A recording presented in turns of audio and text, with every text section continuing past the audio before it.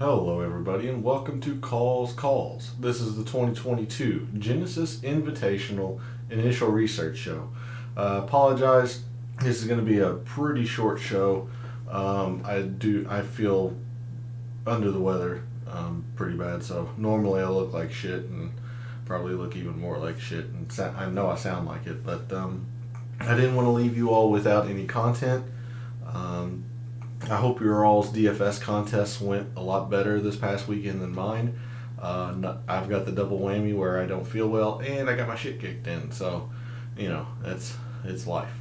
But because I don't feel well and I don't want to make this a chair stream, let's get through this intro. All statistics are provided by FantasyNational.com.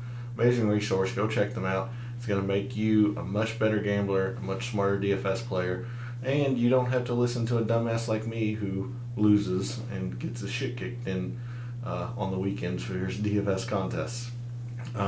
In the description, there are links to my social media. Give me a follow there.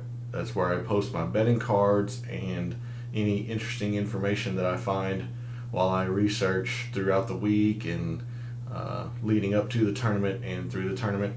And there's also an email in the description. If you would like to be a part of bonus content, make sure you reach out to me there. This is where I send kind of my tournament fact sheet of best value bets and best DFS plays and fades and whatnot. So if you want to be a part of that content, make sure you reach out to the email in that description. And then finally, chat is open. It's live. I do want to hear from you all. How did this weekend go? Did you hit Scotty Scheffler in any outright wagers? Because I don't feel well, I actually went to sleep and didn't realize that he had won until I woke up about an hour ago. So make sure to jump in chat. Want to hear about your successes, or if you just want to make fun of me for being terrible at DFS this week, that works too. So with that out of the way, let's do our initial research for the 2022 Genesis Invitational. And we transition here, and the great thing is, as soon as the camera focuses in, is that the tournament fact sheet is out for the Genesis this year. A lot of times we have to wait till the Monday Data Dive show. It is out.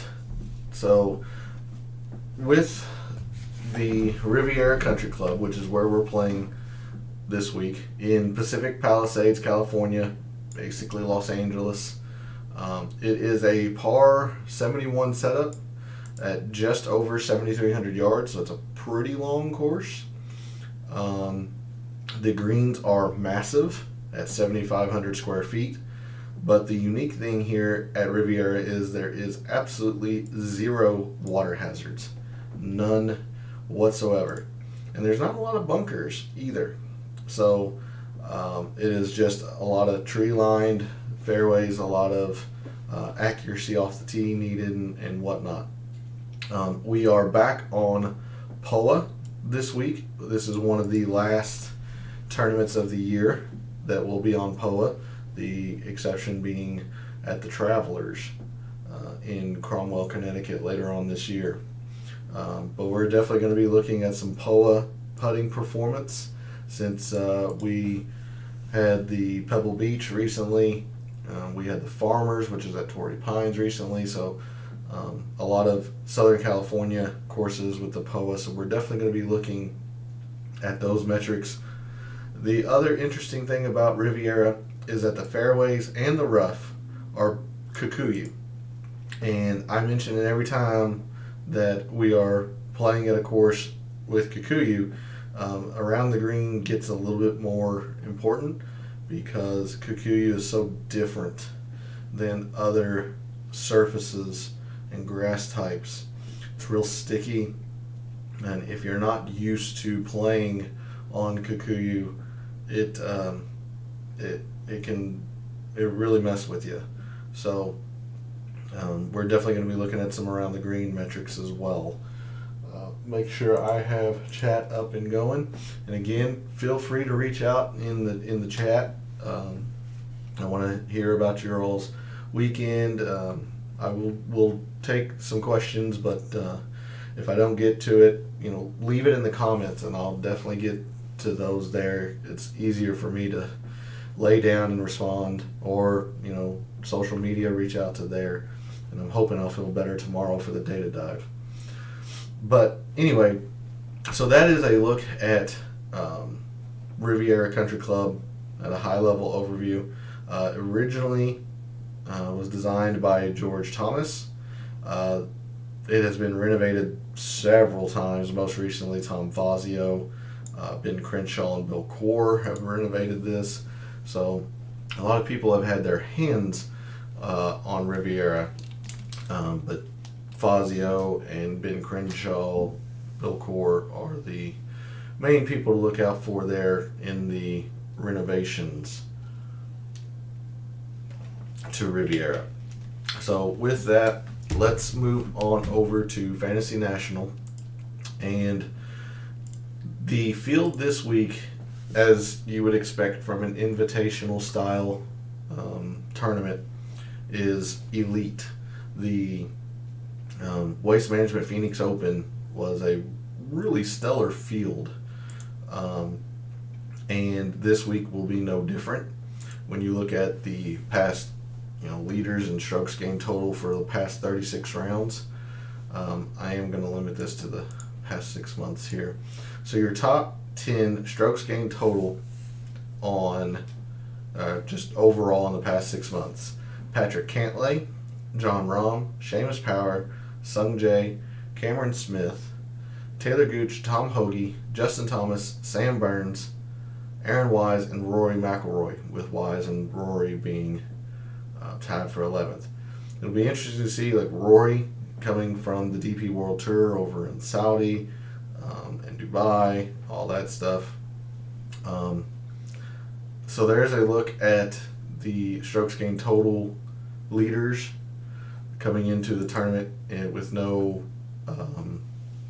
filters, no anything like that, just a snapshot view of who's been playing well. But before we get into any more of the data, we'll always go to the course breakdown here. And Riviera, while it's not difficult, it generally plays right on the border between average and difficult. But that doesn't mean you don't have opportunities here. You look at the first hole, the long downhill, well, not even long, but massive downhill par 5. It's only 503 yards. Guys can get wedges in their hands if they hit it really well. It yields almost a 6.5 eagle rate. And it's a very, very easy hole. If you are making pars, you are losing a lot of strokes on the field. But there are also holes that will come up and bite you. I mean, the most difficult hole, long par 4 12th, it plays to more than a quarter stroke over par. You've got a long par 3, while not necessarily an eagle opportunity, or at least not as much, plays pretty darn easy. So you have your opportunities, but where the length of this course comes in is in these longer par 4s on the back 9. 18th uphill to the natural amphitheater green, long par 4. You've got a very long par 4 on the 15th, plays very difficult. The aforementioned most difficult hole, number 12. So there are places where you are going to lose. I mean, you're going to get your bogeys. This course is not easy. So let's take a look at the course from a graphical view. And again, these are your top 10 average finishers. So strokes gained by shot type. No surprise, we saw this at the Farmers, we saw this at Pebble Beach, that POA is so unique that if you can putt well on POA, you're going to putt well generally on other POA surfaces, so it is the most important shot type here at Riviera. Not far behind is strokes gained approach. As I mentioned, hey Joey, thanks. Appreciate that. It's been a rough day, and then as I said in the intro, when I get my shit kicked in DFS, it's a double whammy of feeling awful and then losing money, and it's just been great. But coming back to Riviera, mentioned in the tournament fact sheet how the fairways and the rough here are Kikuyu, and that's why you see around the green being more important than off the tee. And as you move your way up the leaderboard, it does kind of even out a little bit, with approach now overtaking the putting, and then the winners around the green is still much more important. So really in the top fives, the off the tee kind of comes close to around the green, but really the top 10s, the winners, we'll check top 20s here. It's putting around the green, and that's why you see the short game be more important than the ball striking here at Riviera. And this is one of the very few courses that is true. So we're definitely going to be looking around the green, of course, POA putting and whatnot. Stroke gained by hole by par, fives, and then the fours and then the threes. Should be no surprise, especially since you have the very easy par 5 first.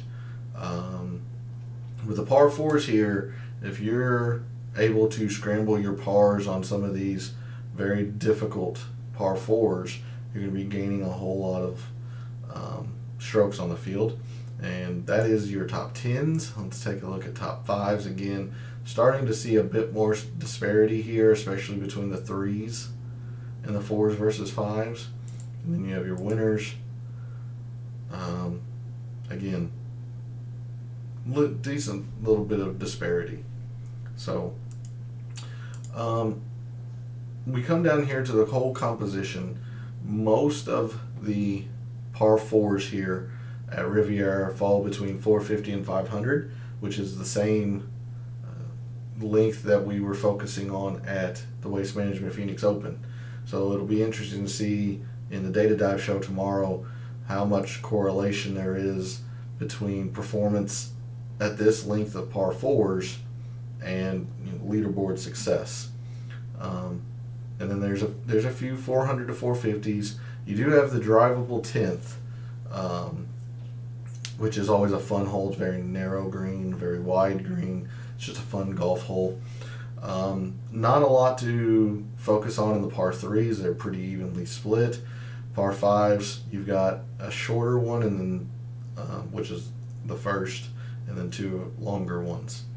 Approach shot distribution, just due to the nature of it being a fairly long course, most approach shots come between 150 and 175, and 175 and 200.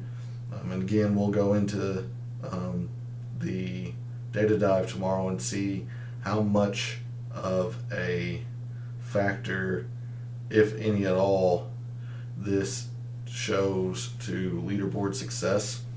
My very little initial research has shown that it's actually the 175 to 200s more important than this range.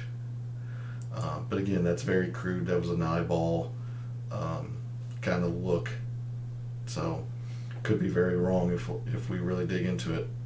But to speak to the difficulty of the tournament, of the course, the average cut line here is about +1, and you can see it can get all the way up to +4.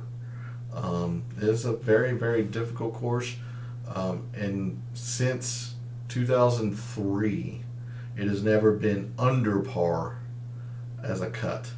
So again, just a difficult course, generally more average than difficult, but it's certainly right on the border there. And you can see that here in the distribution You've got about 18% bogeys. You got 17.5 birdies, so already you've got more bogeys than birdies.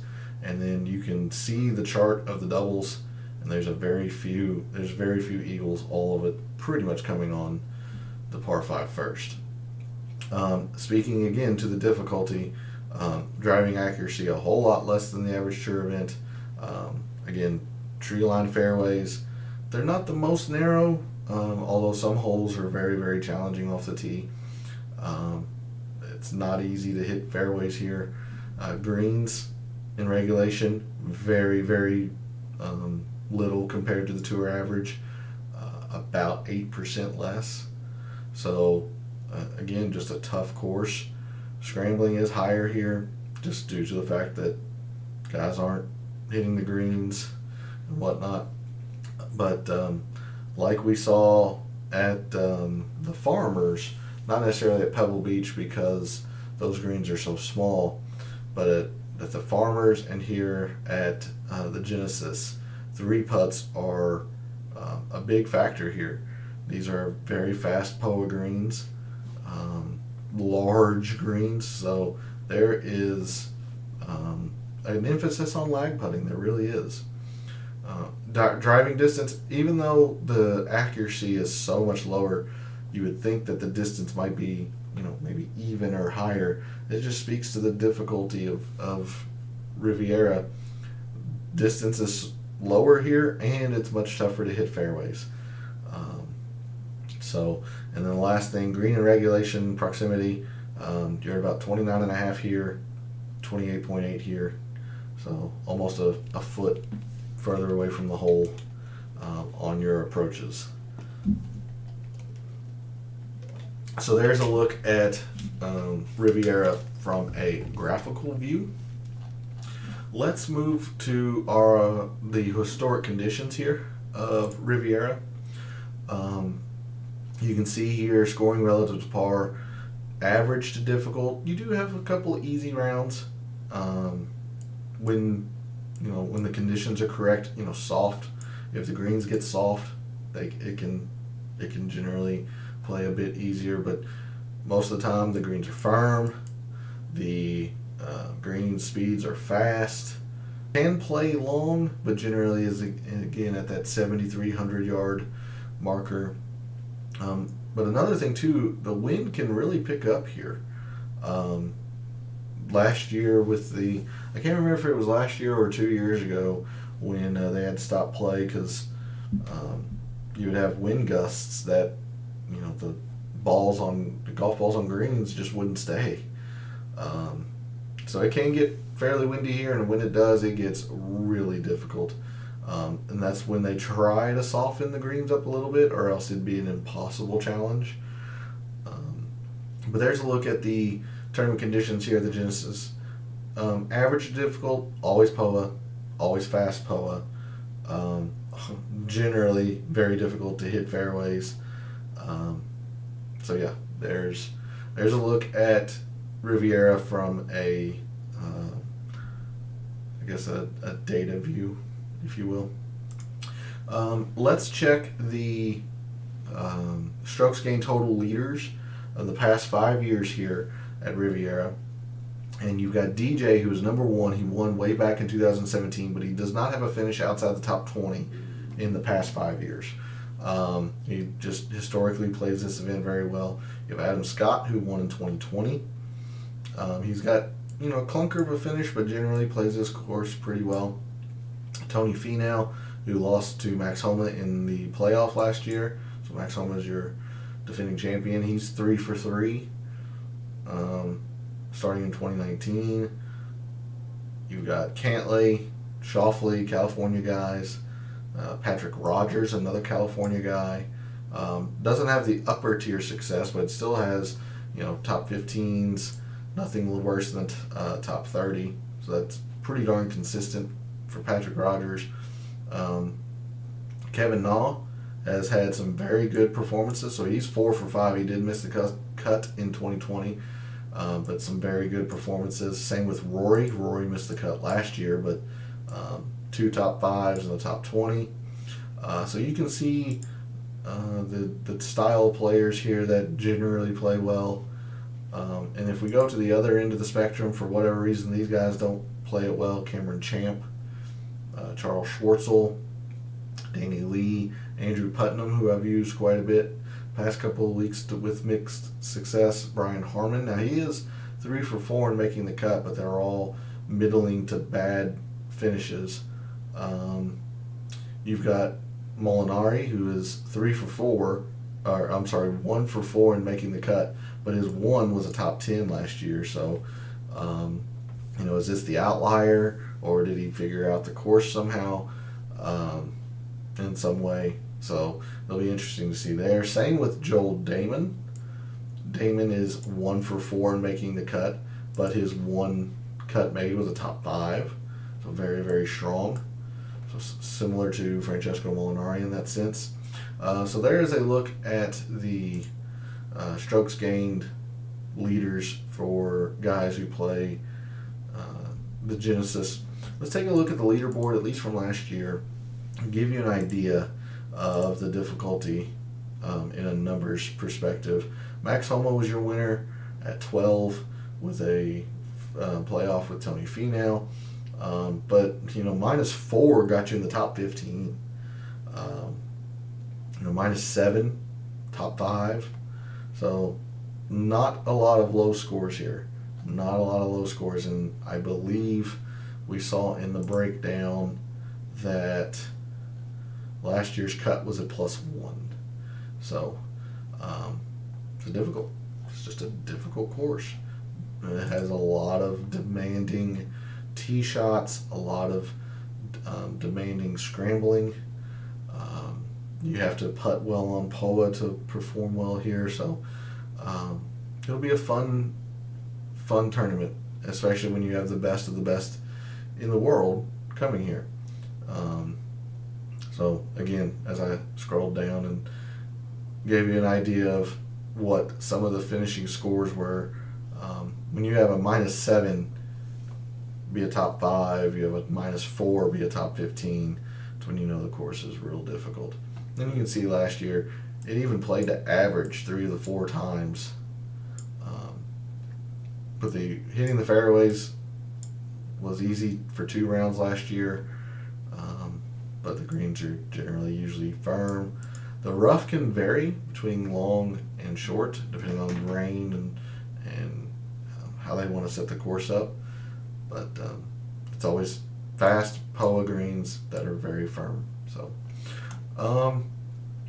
not going to go too much into the data. Like I said, hopefully I feel better tomorrow, that I'll make up for the time that I don't spend tomorrow. But let's take a look at strokes gained putting. We do this every show once we figure out green types and green speeds and whatnot. So we're definitely going to be filtering on POA.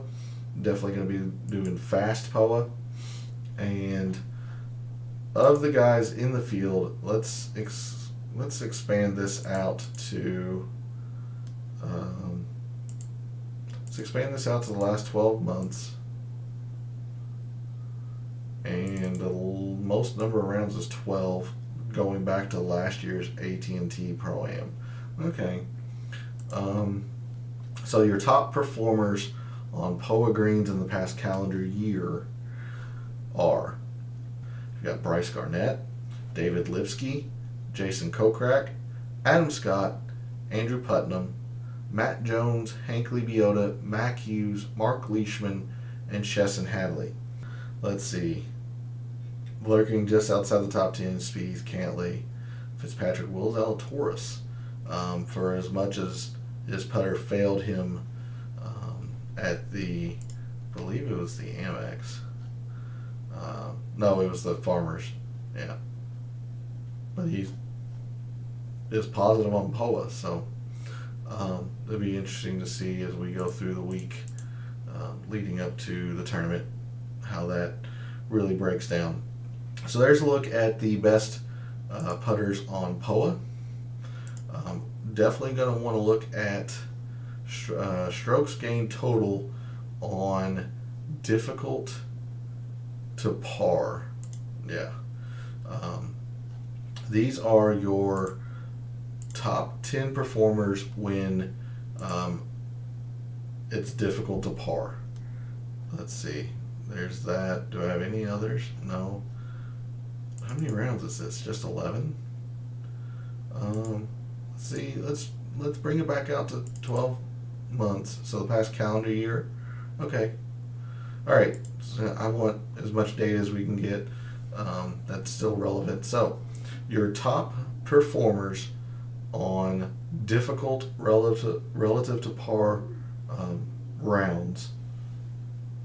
You got Colin Morikawa, Jordan Spieth, John Rahm, Scotty Scheffler, Paul Casey, Cameron Tringale, Patrick Reed, Hideki, Victor Hovland, and Rory McIlroy. Wise, Schauffele, Connors, power lurking just outside the top 10. Good stuff there. We saw how much approach. Let's check around the green, especially when it's difficult. I use that to quite a bit of success at the Farmers. So your top 10 strokes gained around the green when it is difficult relative to par. You've got Matt Jones, Kevin Na, Brandon Grace, Cameron Tringale, Matt Kuchar, Paul Casey, Schwartzel, Spieth, Finau, and then Reed, Piercy, and Kramer Hickok are all tied for 10th. So we're starting to see some overlap here. Tringale, Casey now, Schwartzel. Patrick Reed always plays well when it's difficult. So good stuff there. Let's take a couple of quick looks at some individual metrics. I'm going to take off the difficult to par. Let's just take a look at par fours and take a look at 400 to 450 to 500 in case this is a metric that needs to be looked at. And before we do that, let's actually check last year's leaderboard to see if that did indeed play out.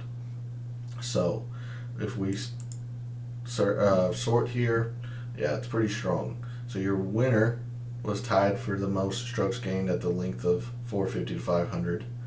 You had a winner, a top 10, top 20, top 5, 2 top 10s, 15 20s. Yeah, you have to come down to Russell Knox about 15 to 18 before you get a guy that misses the cut, and then you still have some more here that with high finishes. Then let's look at the 400 to 450. It's decently strong, but not nearly as strong of a correlation. 5th, 3rd, 2nd, but you have a top 15, a middling finish, a clunker, top 5, top 10, middling. So definitely more correlation between the 450 to 500 range. So because of that, let's just take a quick look. Strokes gained par 4. I'm going to narrow this back into the last 6 months now that we don't have the difficult filter. So in strokes gained par 4s from 450 to 500 in the past 6 months, or 36 rounds: Victor Hovland, Maverick McNeely, Justin Thomas, Dustin Johnson, Patrick Cantlay, Pat Perez, Cam Smith, Sung Jae, Hayden Buckley, Adam Schenk, and Lanto Griffin. So again, some more overlap here. We've seen Cantlay now. Cameron Smith always is going to do well in around the green metrics, but plays these par 4s very well as well. So good stuff there. I am going to move to Microsoft Excel really quickly and bring up this data model here, or data model, my spreadsheet that I have been working on for you all. Let's look at the course data detail. So here at the Genesis, I'll come all the way over to strokes gained off the tee. It said that putting was more important than approach, then around the green, and then off the tee, and that's precisely what you see here. Putting little bit over approach, then around the green, and then off the tee. Distance, not really a big factor. In the greens and regulation, really, that's a pretty high number relative to the average on the PGA Tour. So not a lot in this column or in this tab on Fantasy National is going to play. What is going to play, and it makes sense, and this is my default when I see or think of a difficult course, is bogeys avoided. And you see here how just consistent this metric is at a 24.4. And again, the lower the number, the more important that statistic is for leaderboard success. We see here par threes actually fairly strong in correlation. There isn't really a length of par threes.